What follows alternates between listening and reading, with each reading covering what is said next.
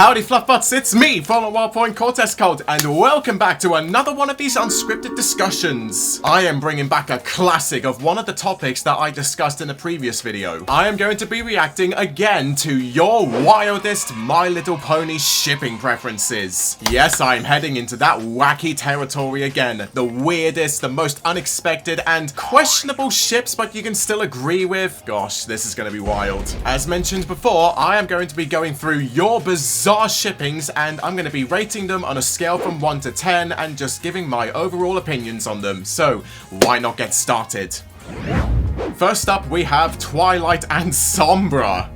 But which Twilight are you referring to here, my friend? Do you mean Twilight Sparkle or Twilight's mum? Like, that would actually be a shock. But now, I know you're referencing on Twilight Sparkle. You've got, like, the King of Darkness who's always in smoke form, and you've got the Princess of Friendship. In all honesty, I think King Sombra would be way too dominant for Twilight to handle. Him always using his dark magic on her to, like, traumatize her into doing his bidding. Oh, God. Now that is just weird. We saw something similar to that before in the Crystal Empire two-parter when Twilight opened Sombra's door and the future that she didn't really want to see. Twilight would try her best on her own, but maybe Sombra would just be too much for her. So I do like the idea of the villain and the hero being shipped together because it is like typical of shipping culture. But maybe this is gonna be like a 5 out of 10. I can see the appeal, and the purple and the black, yeah, they do contrast well, but personality-wise, nah, Sombra would be unbearable. Don't know if this is considered wild or weird, but my favorite crack ship right now is Misty Brightdawn and Odessa. Oh yeah, that time-traveling pony from the Petal Gala special that was unreleased, like the one that came back from the future and she was trying to avoid her evil teacher. Yeah, I can see that. And you FLUFFBUTTS surely would have seen how closely Misty got with Odessa, like she was always cuddling her and offering her soft advice. Yeah, this is one I can definitely get behind. Two adorable mares just offering each other condolences and empathy and their heart to each other, and it's a lesbian ship, so you know that I am all in for that shit. I have to say that this is probably one of the most wholesome ships that I have heard of. Like, oh my god, you are on the money with this one. This has to be an instant 10 out of 10. This is probably one of the sweetest crack ships that I have ever heard of, so yeah, I need to see more art of that right now. They would never, and I mean never, find a way for it to work in an actual show, but I've grown quite fond of artwork of Chrysalis living happily with shining armor and Cadence. Whoa there, my friend. Are you really suggesting some polygamy to go on between the Crystal Empire and the Changelings? What the fuck? Because there is just absolutely no way that Chrysalis would even be able to get a chance of getting with shining armor, let alone Cadence. You might be aware of how Chrysalis brainwashed Shining Armor into trying to marry her while she, like, imprisoned Cadence down below the whole kingdom. Like, imagine if this was even remotely possible. I think Chrysalis would be more enamored with Shining Armor than Cadence, and Cadence would be really pissed off at Chrysalis. Gosh, this is hilarious. And you said it yourself there, mate, it would never ever work. But I can see the potential that this has with the three-way love interest and such. In matters of a shipping preference, it is funny, but yeah, it would just never work in a million years. This has to be like a 4 out of 10. I can see like the interest that this has, but yeah, it just would never be compatible. Opaline and Luna. Opaline was a fan of Luna when she was Nightmare Moon. Oh yes, she was. You're correct there. And yeah, I love the idea of these two getting together. Two evil entities centered around dark stuff, like Opaline with the fire and Luna with the moon and the night.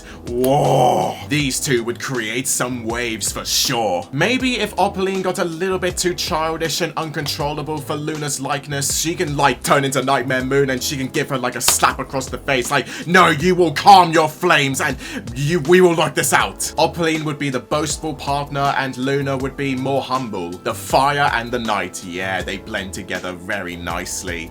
I would say that this earns a 7 out of 10. I want to see more more of this. Yes, hell yeah, for sure. Here is a crazy one. Phyllis Cloverleaf and Opaline. Oh boy, Opaline is festering herself in the ships today. Instead of Luna, we have Phyllis Cloverleaf, Sprout Cloverleaf's mum. I am saying this now. There is completely no way that Phyllis would tolerate being with Opaline. Yeah, they share similar traits of like self-preservation and wanting to like influence their own ideas into the world and corrupt everyone to do their bidding. But Phyllis didn't really want to behave that way. She only propagandized Maritime Bay to satisfy her own financial needs, while Opaline was more focused on worldwide domination and being so unforgiving in her methods. I think Phyllis would just punch her in the guts and leave at the first chance she has. Yeah, this ship is not a good one at all. I can see your point there with both of them being villains, but I think Phyllis has more integrity than Opaline. Maybe it's gonna have to be a 3 out of 10.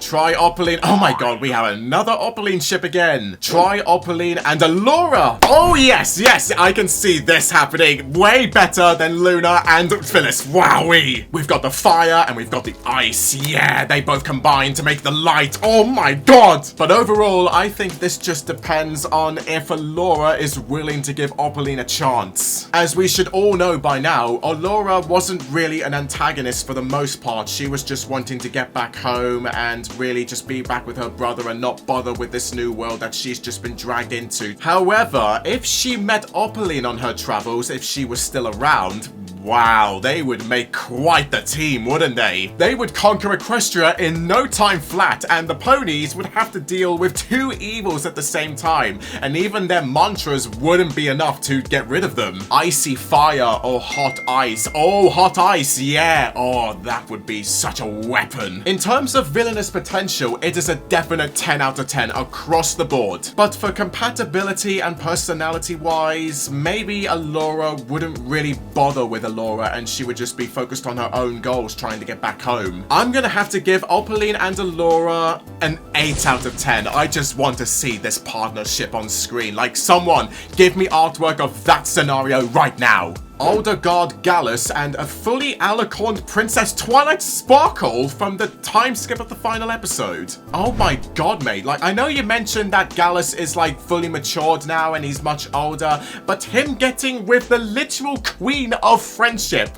What are you smoking? Have you ever had a crush on a childhood teacher when you were in school? We have all had one, don't deny it. But truthfully, imagine if you got older and you fully matured and you were like maybe in your 20s, and then you found out that that exact teacher that you loved in school is actually single, and then you get together with her.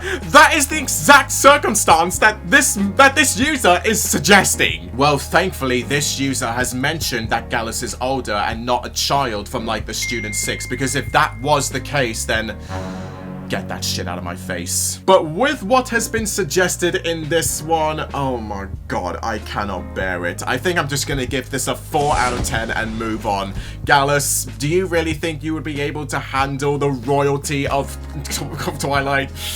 Oh, I don't want to think about it anymore. Allura again with Kappa. Oh, I see you there. The 2017 movie, the anthropomorphic kitty who was kind of swaggy and almost sassy with how he treated the ponies. Yeah, I can probably see this happening, but maybe in a way that you wouldn't really expect at first. Because, you know, Allura is more feral and Kappa is more anthropomorphic, so this is gonna be such an interesting way on how to, like, express their love to each other. Allura is a little bit more cunning and she has more of the fury than Kappa does because he's more reserved and calm, and I think if they both got into an argument, Kappa would just stand there like, okay, calm your whiskers, kitty, we're both cats. Their engagement between one another, they would be so sassy at one another that I think they would just break it up and then just come back together because, oh, I can't bear to be without you. Allura and Kappa are like 2 sides of the same coin. Yeah, I would love to see more of this duo, so I think I would give this shipping a 7 out of 10. It's decent enough and good enough to actually want us to see an impression of these 2 on screen. We've got Rose Luck from G4 and Dahlia from G5. The reason being with both of these characters are associated with flowers. Yeah, you're correct there with Dahlia and Roseluck being obsessed with the flowers and selling them to everyone. Maybe there's not much to this ship apart from the fact that both characters are obsessed with flowers and they would want to make a profit and they've got a business. I think this gets a 6 out of 10. It's not one that I would really want to think about, but I can actually see being possible. The way Sprout talks about Hitch, oh my god, okay, this is a ship that I despise. Yeah, go on, boo at me because I know you're going to, but here's the simple reason for why I hate Sprout and Hitch. Both of them are only shipped together because they are the only two notable characters who are male and that fans just want to perceive as gay. Because as you FLUFFBUTTS know, there is hardly a reception for like male characters or stallions in G4 or G5. So when Hitch and Sprout showed up for G5, people instantly jumped on the bandwagon and wanted to ship the two of them because they are male and you know, people love yaoi couples. But no, everyone, I do not agree with Hitch and Sprout being shipped together, and quite honestly, it's one of the most annoying ships I have heard of. The way Sprout talks about Hitch in the movie feels like it is implied that at one point Sprout had a crush on Hitch that he outgrew. Well, tough luck for Sprout in that regard, because Hitch set his eyes on a few other mares that he may have liked even more, and it became resentment due to realizing Hitch was everything he wanted and he felt like he could never be enough. Oh my god, yes, that is the exact truth that I've had in my head for such a long time. Sprout has hated Hitch for how successful he has become and like more popular and more famous than he is, but even though he has his mum to like egg him on and he gave him the position of deputy in the police, it's so undeserved. Sprout, you don't deserve someone as good as Hitch because he's busy being with the other girls, so maybe you could just live alone. So yeah, Hitch and Sprout gets a definite 0 from me. Please stop. Alphabettal and Argyle! Because the fathers are always kind to their daughters. Oh my fucking god. Yes, we've got another lemon party here. So, we've got Misty's father and we've got Sunny's father. Imagine if those two tied the knot. Misty and Sunny would be sisters-in-law. Oh my god. And the only reason you can think of, mate, is because the fathers are always kind to their daughters. Well, you know what? I always love a good oldie couple and one that's gay as well. So, you know what? I think I'm just gonna give this an 8 out of 10 and just move on. Oh, Kyle and Alphabettal, are you crazy? A deep cut ship that I find myself really enjoying is Cozy Glow and Flurry Heart. The fan art is cute and the fanfics are a good read. Well, when you say Flurry Heart, I am hoping that you mean when Flurry Heart is a bit older and sort of on the level of Cozy Glow's age. This sounds a little bit like the Allura and Kappa ship because, you know, Cozy Glow, she's kind of maniacal and she's got that evil nature within her and a little bit of madness to go along with it. And Flurry Heart, she's a princess and it's not really indicated into what kind of behavior she was going to have in the future. But we do see in the last problem that she was on one of the glass windows and she eventually ruled over the Crystal Empire. I never really thought about what kind of princess Flurry Heart would become. Maybe she would be like the Princess of Light or something. Maybe Flurry Heart, when she's princess, she could show an older Cozy Glow the actual way towards the light and maybe like drag her away from the darkness that consumed her being a child. I would have to probably give Cozy and Flurry a 6 out of 10. I would have to give one of those fanfictions a read if I want to increase or decrease my score. I sort of ship Trixie and Discord. Those two bounce off of each other so well. By bouncing off of each other, don't you mean that they would get on each other's nerves so much that they would just eventually end up making out? Both characters being so alike that they cannot stand each other, but they eventually like team up whenever it's necessary. But with Discord being the god of chaos and all that, maybe Trixie would have to learn a lot from Discord first before she can actually like share a kiss with him. Discord would be like the chaotic evil and Trixie would be the chaotic good in this relationship. Wowee! These two would be such a mischievous pairing. And for that, I would have to give it a 7 out of 10. Hear me out. Fluttershy and Thorax. Same logic as Fluttermac. They are both shy. I prefer Fluttercord now. Well, I certainly don't. Yeah, that's another opinion for you. I don't like Fluttercord. I mentioned it in the previous video, so I'm not going to go over it again. So fuck that ship. But 2016 me was onto something with Flutterax. Why is that the ship name? Flutterax. That sounds like a disease. But Fluttershy and Thorax, yeah, I can see what you're saying there with both of them being shy and timid. Maybe they would just like eventually slowly approach one another before they hug, and yeah, it's all about consent in this one, isn't it? And their pastel color palettes as well. Oh, they are soothing to the eyes. Those two would really blow us away if they became a couple. And you know what? They are instantly better than Fluttershy and Discord. And for that, I give this an 8 out of 10. Yes, I like it. Alright, here it goes. Pharynx and Princess Luna. I just like to think that Luna secretly has the hots for Thorax's older brother. Oh wait, Pharynx is actually older than Thorax? I didn't really know that. Well, if Pharynx is older than Thorax and he wants to get with Luna, then maybe Luna can have that crush all she wants. And yeah, they would definitely do some shit. A dark changeling with the Princess of Darkness. Hell yeah. Maybe they could haunt each other's dreams. Fucking hell. Okay, this one gets a 7 out of 10. Let's just move on. Sunny Star Scout and Queen Haven. Sunny Haven. My #1 favorite crack ship of all time. You've got the elderly Queen of Zephyr Heights and you've got the Alicorn Element of Hope. I see fan art of these two all the time and their interactions in the show as well. Yeah, you can't deny they awkwardly go along really brilliantly together. You FLUFFBUTTS know what this ship is going to get. So for the second time in a row, Queen Haven and Sunny get a 10 out of 10. Love them. And to finish up this video, I think we will end on this one from Scooter Trick Studios. You know, that G1 brony who makes those wild skits from clips of G1. They have commented on this post, so thank you so much, Scooter Trick. So, what have you got to say? Trixie and Fluttershy. Oh my goodness me. Yep, this is going to need a barrage of explaining to do. It's one you don't think about as they never speak to each other in the show. Oh my god, yeah, they never really do they? Like, in all my time in watching G4, I have never really seen Trixie and Fluttershy have an interaction at least once. Though they do have a weirdly intimate moment in the snow in Equestria Girls. Wait, do they? In Equestria Girls? Well, I'm not really one for Equestria Girls, but you know what? I need to see that clip right away. Stay with me, Trixie. What? I saw her blushing! Okay, yeah, I see.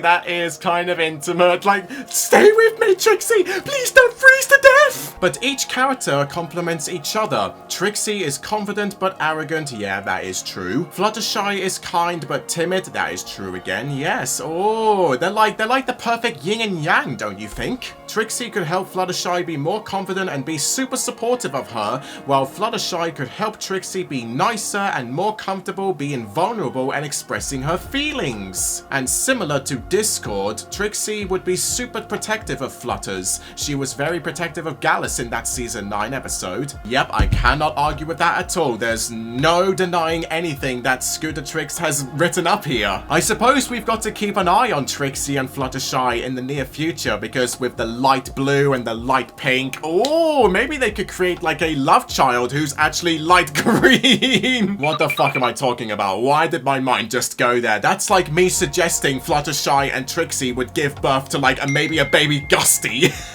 Yeah, okay, Scooter, I'll give you this one. I don't need to explain myself anymore. I've already done enough talking. I think my mind has just gone poof. I would have to give Trixie and Fluttershy a very solid 8 out of 10. It's one that I might explore a little bit more of, because your argument there, I think it might have just turned a gear in my mind to like open my eyes up to something new. So yeah, thank you very much.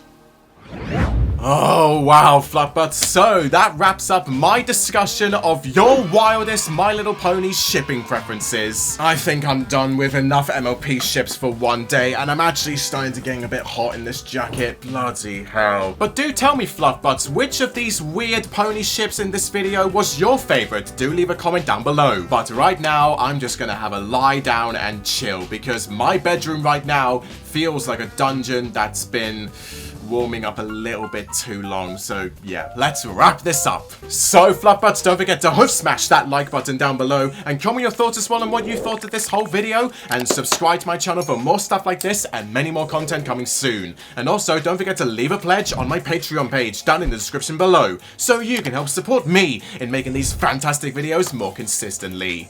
And I shall see you all very soon. Goodbye! And just before this video ends, I want to give a huge thank you to all my patrons on my Patreon. My Silver FLUFFBUTT patrons, Starlight Blaze, Sabrina Wade, and Alex Smith, and all my Gold FLUFFBUTT patrons, Drew Lazinski, Clear Heart Apple, Jonathan Chapper, Stephen Cram, Darthsiler22, and Lance Dragmeyer. All your love and support is greatly appreciated. Thank you so much.